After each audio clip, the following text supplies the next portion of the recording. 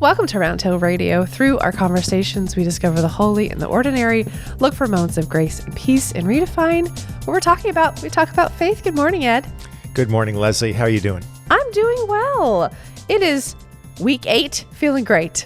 Right. Feeling poetic. Yeah, well, I'm rhyming at least, Yeah, as far as I go.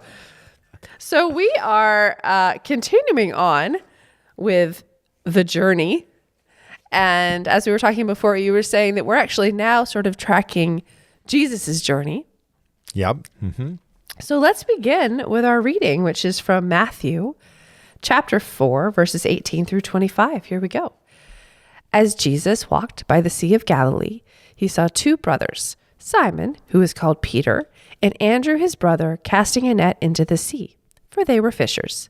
And he said to them, "Follow me, and I will make you fishers of people." Immediately they left their nets and followed him. As he went from there, he saw 2 other brothers, James, son of Zebedee, and his brother John, in the boat with their father Zebedee, mending their nets, and he called them. Immediately they left the boat and their father and followed him. Jesus went through all Galilee, teaching in their synagogues and proclaiming the good news of the kingdom and curing every disease and every sickness among the people. So his fame spread throughout all Syria, and they brought to him all the sick, those who were afflicted with various diseases and pains, people possessed by demons or having epilepsy or afflicted with paralysis, and he cured them. And great crowds followed him from Galilee, the Decapolis, Jerusalem, Judea, and from beyond the Jordan. Wow. Love it. Yes. A lot going on there. So much. I feel like you could take like every sentence from that separately, because again, it's almost like a story in 2 parts. So we were looking at last week. Mm-hmm. We kind of have like, I will make you fishers of people. And then, he just happens to be like curing everybody and preaching everywhere and doing all the things in the period of, 3 sentences, it feels like, right. 3 phrases. So, we've left Jesus. He was baptized. Then he was tested in the desert. So 2 big things. And he was sort of like prepping to go out. And you were saying in our last podcast that he was going to go and start getting a team together. He's team building. That's right. Mm-hmm. Which is what we see with getting Simon, Peter, and Andrew. So what's his like plan in all of this? Like what's he gearing up for? What are the stakes? Like what's kind of happening in this gathering time? Mm-hmm. So, I think when we read stories like this, it's easy to be sort of swept along by them and to just focus on, okay, this happened, then this happened, then this happened, without necessarily asking that background question that you asked. What's at stake? What's he up to here, right? So I'm going to use the word invasion. Ooh. I think that Jesus is beginning an invasion. And one little piece of background here, it says that as Jesus walked by the Sea of Galilee. Now, I'm going to make a little bit of a leap here, but hey, that's part of what a preacher does, right? We're always making leaps. But Jesus comes from the northern part of the country, this area known as Galilee, which over the years was recognized as a place of some unrest. That if there were people who were likely to stand up and stand out against prevailing regimes, they sometimes came from Galilee. So maybe there's a little bit of that in Jesus' DNA. And of course, what they're standing up about and standing against is the incursion of the Roman Empire. All right, the Roman Empire has occupied this country. So Jesus comes out of this area, and I think what's at stake for him is that he no longer wants for himself nor for other people to live in a world that is dominated by a value system that has nothing to do with the dream of God. In his view, the dream of God, as he demonstrates in this passage, is about healthy people, right? Well-being. And it's interesting that the very first thing he does it's really a health project. He's like a mobile he's a mobile health clinic. Yeah. And he goes about, it says, proclaiming the good news of the kingdom and curing every disease and sickness among the people. So he's got a two-pronged message. He's saying there's another kingdom out there, folks. It doesn't have to be about Rome. And God cares so deeply about you that God is actually going to create a health delivery system. Healthcare is the first part of Jesus' message, interestingly enough. Interesting. An issue with which we still grapple mightily today. Yeah. So here he is. He's saying at one point, here's what's at stake, a new world. And the second part of it is, here's also what's at stake, your health. And you can imagine that the health of Galileans 2,000 years ago was about as poor as you could imagine, right? Poor diet, food insecurity, very, no real sense of longevity in people's lives. So he comes out and he's basically attacking those systems. And I use that word deliberately. I'm a big I think the one part of American history that most fascinates me is the 1960s, the 1950s and 60s, the development of a spiritual movement, which we called the civil rights movement, right? And, essentially that movement was also driven by a dream and by the hope of equality and a life of well-being. And here we get this, it's kind of like the revival of what Jesus was doing, 2,000 years prior. So this is what I see him doing in his opening. A lot of really important clues here that are going to stay with Jesus and his ministry throughout the entire lifetime. But I think always this twofold emphasis. Here's the vision, and here's how we're going to put it into practice. Yeah, that's exactly what I was thinking. This idea of, it seems like Jesus had such a clear vision, such a clear dream, if you will, of what the world could be like. And he sort of started at the end and then worked his way backwards to where he was, and then started like, okay, so how do I get there? And I think that's really interesting, that parallel you're drawing with the civil rights movement, because I feel like that same vision was in place of like, okay, here's where the world is now, but what if? And I feel like that clarity of vision is something that those two have in common in a big way. Yeah, I love that. I think that's a great description, the clarity about that. And clarity is such a gift, right? That became one of our values that we explored when we were doing our year-long series, What Matters Most. Because when you're clear about your vision, a lot of other things fall into place, right? I was just thinking, Leslie, about the fact that, as a staff this past week, we took part in a service endeavor, helping out at a wonderful, amazing local organization called Filling in the Blanks. It was so great. Right, wasn't it? And so we were there for 2 hours because we were there for 2 hours to do our part in its work, which is to provide meals and snacks to especially children and youth living in the general Stamford area, and it's become almost a regional effort, who have food insecurity.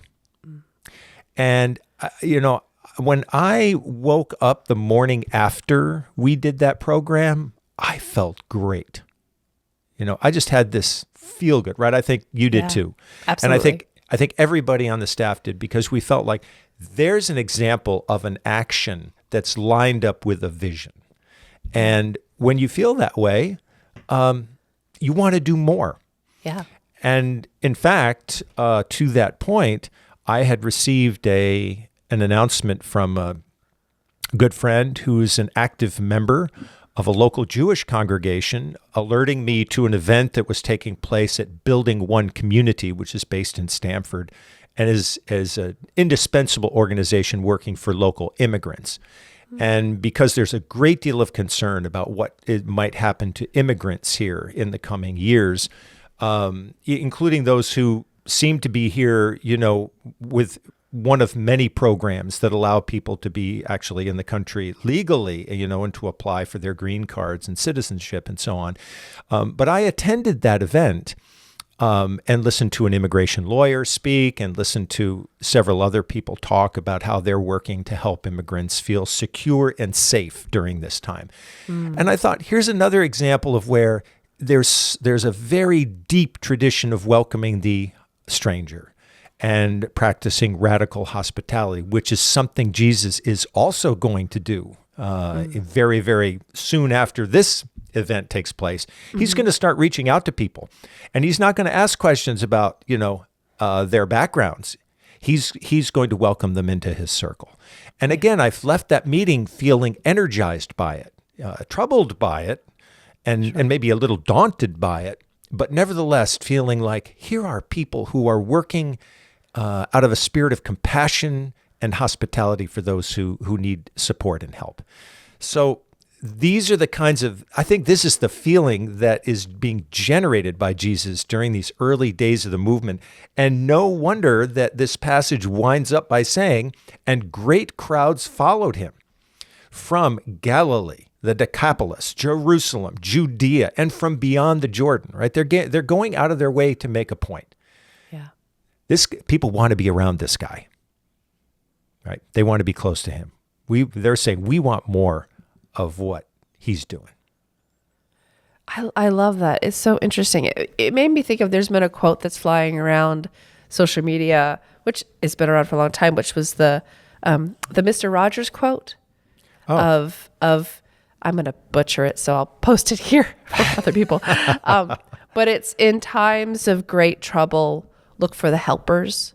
Oh, uh-huh. It was something his mother used to tell him, that when things felt really bad on a big scale, look for the helpers, because you'll always find people helping. Yes. And that's where you could put your energy, where things feel scary and big and overwhelming. Look for the helpers and then use your energy there. That definitely makes me think of all those things we were thinking about. Yeah, I loved our time at Filling in the Blanks, because it just felt like, because this was our staff Christmas party. Right. And I loved that, because I was like, we have fun together no matter where we are as a team. Right. And so it just felt so in line with just a great use of a couple hours of our time. Oh, my goodness. And I just felt so energized, and so like you said, it just felt good. It felt very positive, and like you said, I want to do more of that, and I have some ideas for connections and things. So it's really, really exciting. I just want to pick up on your Mr. Rogers comment. I think there are two things going on in this passage, and I'm so glad you mentioned that, because I certainly think that here's a person who's saying, I'm here to help, right? But it's also bigger than that, right? As you said, there's a clarity of vision. So it's not a matter of, I want to do a little thing just to kind of make myself feel like I'm more useful. It's in service to a vision that is really global, right? It's all of the prophecies that are, and Old Testament texts that are talked about in relationship to Jesus are all about connecting with that bigger vision. He's not canceling the history, he's bringing it to life. And but I'm also, on the other side of that, I'm reminded of a comment that I once heard of Father Daniel Berrigan, who was an active protester during the Vietnam War and was one of our country's great peace activists. He once said, "Serve first those who suffer most." And I think this is exactly what Jesus is doing when he comes out of the gate, right? Yeah. He doesn't waste any time. He knows that health is the number one issue, healthcare. So that's what he's going to do. Now, he's going to also feed people. He's going to bring them into community. He's going to teach people. He's going to do all of that. He's going to tell stories. But first and foremost, he's saying, nobody's going to want to listen to a story if they can't figure out how to eat, right? Or if they're so sick, they could care less what's going on, right? So that's his first driving energy. And honestly, Leslie, I think that one of the things that we've discovered about the church is that, in this long period of decline over the last 50, 60 years, I'm sorry to say this, but I think we've lost a lot of that energy. I think that there's been a sense in which the church has, quite honestly, been so concerned about its own survival. How do we live into the future? We've forgotten that the answer to that question is serve first those who suffer most. If people know that we're doing that kind of work, then that's meant to be the attractor. Yeah. And one thing I've noticed, by the way, about this story, it's so obvious, but of course, sometimes you got to read it for 45 years before you really see something. But the one thing that really kind of surprising about this, Jesus doesn't call individuals at the very beginning. He calls family units. Which I think is interesting. It is. And I think he's, in a way, he's saying, you're going to need to be a team, people, in order to do this, because he's not calling people to follow necessarily. He's calling people as followers who will become leaders in their own right. Uh-huh. And so it's not just in relationship to him, it's in relationship to the work that needs to be done. And that's because they're going to be responsible for carrying on the work at some point. They're not going to want to do that, but that's the deal. They're going to find out that that's what's going on. It also makes me think, he calls siblings, right? Like these two sets of brothers, which I think I'm wondering if it's sort of signaling like you're there to support each other. Yes. Because the fathers don't come, but the brothers come. And so there's this idea of like we're building a brotherhood, if you will, because I haven't heard about any gals there, but I have ideas. Sisterhood's not quite there yet, but... Yeah, it'll get there. Yeah, it'll get there. But, he's sort of building up this team. And I think that's an interesting idea that, like, they're there and they can be a team helping other people, that there is something inherently connecting to each other in that work. Yes. May I accent your brilliant observation by just making sure that we don't miss something that you said here? Sure. That dad does not come along. Mm-mm. And I think that the message of this story is this is a new thing that Jesus is doing. And guess what? It's going to create some family tension. It's going to involve some separation from some people and traditions and places that might seem super familiar.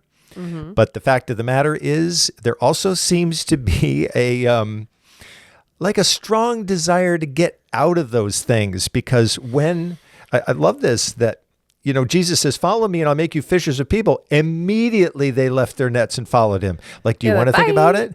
Yeah, no, don't need to think about it. Yeah. And it says they left their father Zebedee mending their nets. He called them. Immediately they left the boat and their father. That's a really important statement, and followed him. And as one person has said about this, they're still going to be fishers, but they're not going to be fishing for fish. Right. Now they're going to be drawing other people into this movement as well. It's a very clear signal he's sending that this is not for a little group, that's going to go off and live in the desert and whatever. This is for everybody. And if it's for everybody, you have to have some way of fishing for everybody and catching them into the movement. But it will have its painful side, its separation side. And again, another message for the church here. Not everything that has been working in the past or that people have dedicated themselves to in the past can be ushered into the future. Some things are going to have to be left behind. Was there a tradition at this time, do we know, of a family? Because it seems like they have like sort of like a family fishing business.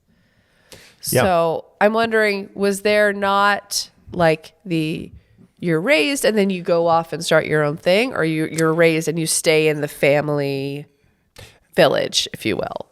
Yeah. So true, honest answer to this, I don't know exactly. And I don't know how much we know about what the economy looked like in a local fishing village, 2,000 years ago by the Sea of Galilee. But my guess is it's a family operation, and it's stayed that way. So people don't go off, once they're of a certain age and start their own thing. Mm-hmm. They're supposed to pick it up from their father. So when you think about how painful this is for Zebedee, who's actually literally left in the boat. He's like holding the nets. Yeah. What? little help, you know? But that is a very painful moment in this story. Mm-hmm. And so we sometimes get, so excited for those who are launching off into the movement. We forget that there are some who are going to be left behind. Now, that's not to say that Zebedee, in his own way, down the road, won't find a connection with the excitement that's building around Jesus. But I can bet that it didn't just happen overnight. As he goes back home and talks with Mrs. Zebedee or whoever is back there at the homeland. Yeah. Guess what? We don't set a table for everybody tonight. We're going to be missing some folks. I mean, it's really a daunting passage. It's exciting. It's unnerving. And it happens in families, right? Somebody goes off to college. They come back, say, guess what? I'm not doing that thing anymore. Mm-hmm. I know you wanted me to be fill in the blank. Yeah. But I'm going into I've had a different calling. And that's how it works. All I've been picturing for the past couple minutes as we're talking about this is Bilbo Baggins going off on his adventure. Right. Yep. This character that just likes to stay home. Yeah, in Hobbit land. With his snacks and his books and his pipe. Right. And he is called on an adventure. And he, a little more begrudging than Simon and Andrew, but he gets there eventually. Yeah, I think that's a great example, and I think it was wonderful that, J.R.R.